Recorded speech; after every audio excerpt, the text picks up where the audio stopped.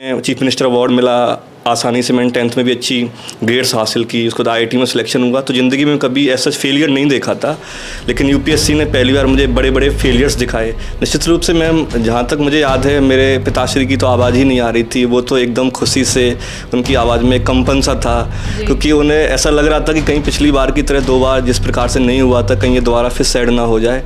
लेकिन जैसे जैसे उन्होंने, और क्योंकि अगर मैं ऐसा अपने बैकग्राउंड को देखूँ और रिलेटिव्स को देखूँ, तो ऐसा कोई IAS अभी नहीं है, और हमारा बैकग्राउंड भी काफ़ी हम्बल। लहरों से डर के नौका पार नहीं होती और हिम्मत करने वालों की हार नहीं होती। नमस्कार, मेरा नाम है काजल सिंह और आप देखना शुरू कर चुके हैं मुलाकात। अभी जो चंद पंक्तियां मैंने बोली, इन्हें सच कर दिखाया है एटा के रहने वाले अजय यादव ने। जी हाँ, एटा के लिए ये काफ़ी गौरव का पल है, क्योंकि UPSC क्रैक कर IAS रैंक हासिल करने वाले अजय यादव आज मेरे साथ मौजूद है। पहले तो बहुत बहुत बधाई आपको। बहुत बहुत बधाई मुलाकात की तरफ से। मैं उनका शुक्रगुजार हूँ कि उन्होंने मुझे यहाँ इस मंच के लायक समझा, मेरे साथ चीज़ें अपनी डिस्कस कर रहे हैं। जी, ये बताइए कि अजय यादव से IAS अजय यादव बनने तक का ये सफ़र कैसा रहा? सफ़र काफ़ी अच्छा भी रहा, मैं ये कहूँगा, क्योंकि आज सफल भी हुआ हूँ, लेकिन काफ़ी संघर्षपूर्ण भी रहा। जैसे कि मेरे 5 प्रयास हो चुके थे, तीसरा ये मेरा इंटरव्यू था, और हर बार मैं कहीं ना कहीं बाउंड्री से रह जा रहा था। जैसे कि 2019 के अटैम्प्ट में सिर्फ मैं 11 मार्क्स से रह गया था। इसी प्रकार 2020 में भी बिल्कुल मार्जिन से रहा था। तो मेरे लिए काफ़ी मोटिवेशनल चीज़ें, मुझे काफ़ी उसकी ज़रूरत पड़ रही थी उस समय, क्योंकि काफ़ी मैं डिप्रेसिव कंडीशन हो जाती है किसी साथ भी, ये नॉर्मल है जो बार बार फेलियर्स झेल रहा है। तो मुझे लगता है कि जर्नी काफ़ी मेरी अच्छी रही, काफ़ी खूबसूरत रही है। मैंने काफ़ी चीज़ें सीखी हैं। जैसा कि मैं 10th में चीफ मिनिस्टर अवार्ड मिला, आसानी से मैंने 10th में भी अच्छी ग्रेड्स हासिल की, उसके बाद IIT में सिलेक्शन हुआ। तो ज़िंदगी में कभी ऐसा फेलियर नहीं देखा था, लेकिन UPSC ने पहली बार मुझे बड़े बड़े फेलियर्स दिखाए। तो मुझे लगता है कि इससे मेरी पर्सनैलिटी और मैच्योर हुई है। मुझे यह समझ में आया कि फेल के बाद कैसे उठा जाता है। मैंने अपने नाम जो अजय, उसको भी सार्थक सिद्ध किया। आपने कहा कि आपका 5th अटैम्प्ट था, तो कई बार ऐसा होता है, कई बार क्या, हमेशा ही होता है कि डीमोटिवेट होने लगते हैं, ऐसा लगता है कि अब छोड़ दे, अब नहीं हो पाएगा।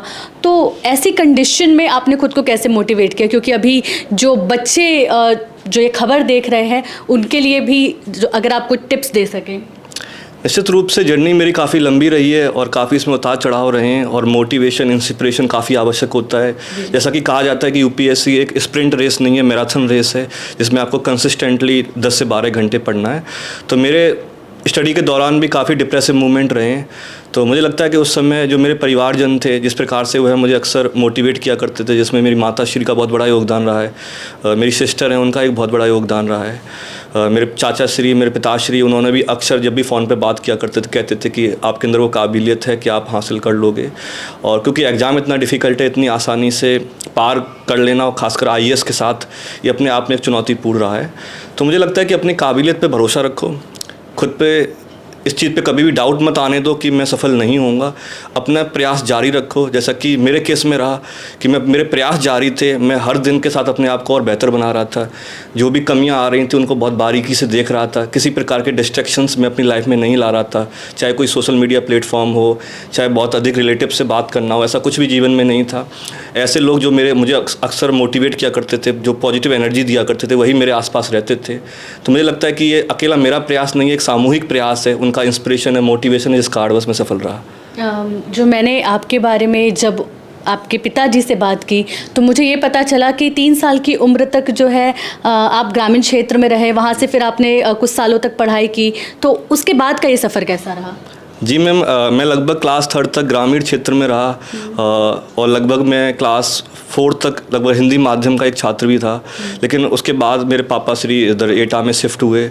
जिस प्रकार से मेरी परफॉर्मेंस रहती थी और जो मेरे अंदर एक शार्पनेस दिखती थी मेरे अध्यापकों को, तो उन्होंने कई बार मेरे पिताश्री से ये कहा कि इस बच्चे में एक क्षमता है, कुछ अच्छा कर सकता है। तो जिस कारण बस वह एटा में शिफ्ट हुए। उसके बाद मेरा SSC convent senior secondary school में एडमिशन हुआ। वहाँ पर भी मैंने काफ़ी अच्छी परफॉर्मेंस की, जिस कारण बस उन्होंने मेरे पेरेंट्स को मोटिवेट किया कि यह बच्चा IIT को निकाल सकता है, इसके अंदर वह टैलेंट है और शार्पनेस है। उसके बाद मैंने 1 साल कोटा में कोचिंग की, जिस कारण से मेरा सिलेक्शन भी हुआ, IIT दिल्ली में मेरी ग्रेजुएशन भी हुई। तो मुझे लगता है कि समय के साथ जो मेरी पढ़ाई के प्रति जो मेरी एक विश्वास था, जिस प्रकार श्रद्धा से मैं पढ़ाई करता था और जिस प्रकार का विश्वास मेरे गुरुजनों को मेरे ऊपर था, तो मुझे लगता है कि उसने एक अहम भूमिका निभाई है। वह अक्सर मेरे माता पिता, क्योंकि वह इतने, खासकर मेरी माता श्री इतनी शिक्षित नहीं थी, तो वह जो जिस प्रकार की गाइडेंस मेंटरिंग प्रदान करते थे, तो मुझे लगता है कि इन सभी के प्रयास से एक ग्रामीण क्षेत्र के होने के बावजूद भी, अधिक संघर्ष होने के बावजूद भी मैं सफल हो पाया। जैसा आपने बताया कि आपका सिलेक्शन IIT दिल्ली में हुआ, तो फिर ये UPSC की तरफ आपका रुख कैसे हो गया? जी मैम, जैसा कि मैं ग्रामीण क्षेत्र से था, एक सेमी अर्बन एरिया से था, तो मुझे अक्सर UPSC के बारे में मुझे लगता है कि पहली बार मुझे जानकारी IIT में ही मिली थी। मुझे इसका कोई एक्सपोजर नहीं था कि एक IAS और एक IPS की जॉब में किस प्रकार की रिक्वायरमेंट्स होती हैं और कैसे यह बने जाते हैं। अक्सर सुनते थे कि DM, SSP, कप्तान, इन शब्दों को, लेकिन कैसे बनते हैं इसकी जानकारी मुझे सबसे पहले मुझे IIT में ही प्राप्त हुई। मेरे जो मेंटर थे अभिषेक मीना, वह बाद में IAS बने, उनका काफ़ी इसमें इन्फ्लुएंस रहा। उन्होंने बोला कि हम अगर IAS बने, IPS बने, तो निश्चित रूप से बड़े स्तर पे जाके देश के लिए, समाज के लिए अपना कंट्रीब्यूशन दे सकते हैं। जिस प्रकार की अपॉर्चुनिटीज़, रिसोर्सेज सिविल सर्विसेज में मिलती हैं, उससे हम बड़े स्तर पे जो समस्याएं हमने खुद के जीवन में झेली हैं, हम ऐसे प्रयास कर सकते हैं कि नई जनरेशन या फिर जिस क्षेत्र में हम काम कर रहे हैं वहाँ पे जो विद्यार्थी हैं, अभ्यर्थी हैं, वह उन समस्याओं को ना झेलें। तो मुझे लगता है कि मैम, जिस प्रकार का मेरा अनुभव रहा जीवन में और जिस प्रकार की मुझे IIT में एक गाइडेंस और एक मेंटरिंग प्राप्त हुई, जिसने समय के साथ मेरा रुझान था वो सिविल सर्विसेज की तरफ बढ़ाया। ऐसा कहा जाता है कि जो UPSC के लिए जो बच्चे प्रिपेयर करते हैं वो घंटों पढ़ाई करते हैं, मतलब 20-20 घंटे पढ़ाई करते हैं, तो इस बात में कितनी सच्चाई है? मैम, निश्चित रूप से, क्योंकि एग्ज़ाम बहुत डिफ़िकल्ट है। अगर हम देखें तो लगभग हर साल 7 से 8 लाख बच्चे इसमें अपना रजिस्ट्रेशन करते हैं, और जिस प्रकार से सिर्फ IAS में 180 सीट्स होती हैं, IPS में अराउंड 200 सीट्स होती हैं, तो निश्चित रूप से कंपटीशन बहुत ही टाइट है यहाँ पर।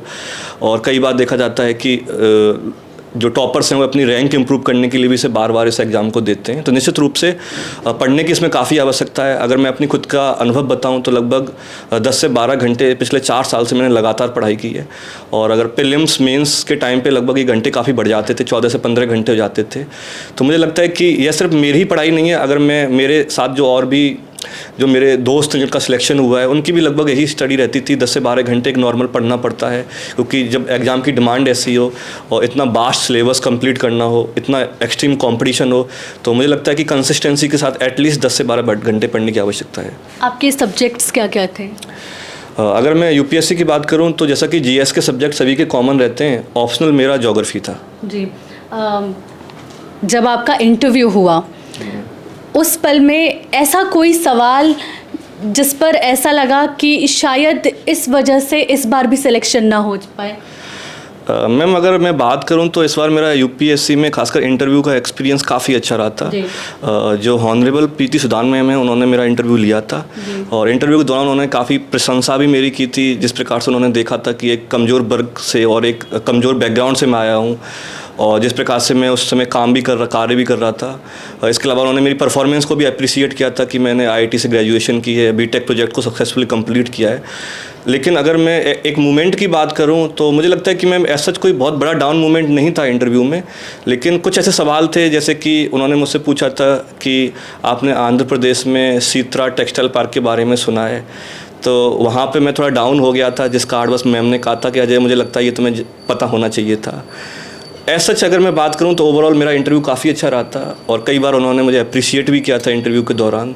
तो मुझे लगता है कि ओवरऑल जो मेरा अनुभव था वो काफ़ी अच्छा था। जब रिज़ल्ट आया और जब पता चला कि सिलेक्शन हो गया है, वो पल कैसा था? निश्चित रूप से मैम, क्योंकि 2 बार से मेरा सिलेक्शन नहीं हुआ था, 2 बार से मैंने PDF में अपना नाम देखा था, नहीं था, तो इस बार भी मैं काफ़ी नर्वस था। इवन PDF आने के बाद उसे खोलने की मेरी हिम्मत नहीं हो रही थी, लेकिन काफ़ी मेरे दोस्त इतने अच्छे थे, उन्हें पता था कि मैं बहुत आज नर्वस होऊंगा, तो उन्होंने PDF खोल दी थी, और मैंने उनसे कहा था कि अगर वो है मेरा नाम पहले देख लें तो स्टार्टिंग में मुझे कॉल करना स्टार्ट करें। तो कई फ्रेंड्स के कॉल आना स्टार्ट हो गए थे, और कईयों के मैसेज आ गए थे कॉन्ग्रेचुलेसन से, जिससे कि मुझे ये निश्चित हो गया था कि मेरा सिलेक्शन हो गया है। उसके बाद उन्होंने मुझे मेरी रैंक बताई, जो मैंने देखा बाद में PDF खोल के, जिस कारण बस मुझे मालूम पड़ा कि हाँ, अब मेरा आसानी से IAS हो जाएगा।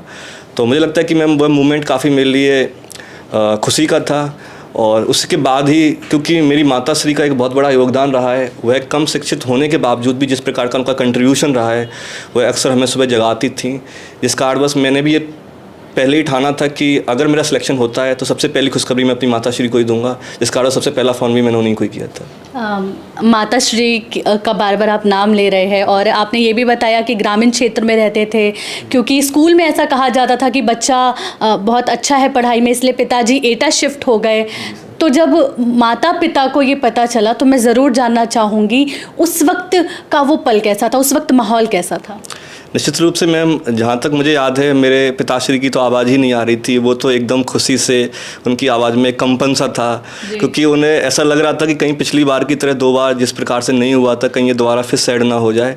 लेकिन जैसे जैसे उन्होंने, और क्योंकि अगर मैं ऐसा सच अपने बैकग्राउंड को देखूँ और रिलेटिव्स को देखूँ तो ऐसा सच कोई IAS अभी नहीं है और हमारा बैकग्राउंड भी काफ़ी हम्बल है, तो मुझे लगता है कि ये बहुत बड़ा अचीवमेंट था, जिस कारण बस वह काफ़ी इमोशनल हो गए थे, उनके आंसू भी आ रहे थे। मैं वीडियो कॉल जब उनसे की थी तो मुझे लगता है कि मैम वो one of the memorable moment of my life है, जिसे मैं कभी भी ज़िंदगी में नहीं भूलूँगा। जी, और ऐसे ही मोमेंट के लिए काफ़ी बच्चे इंतज़ार कर रहे हैं, उनके लिए आप इंस्पिरेशन हैं।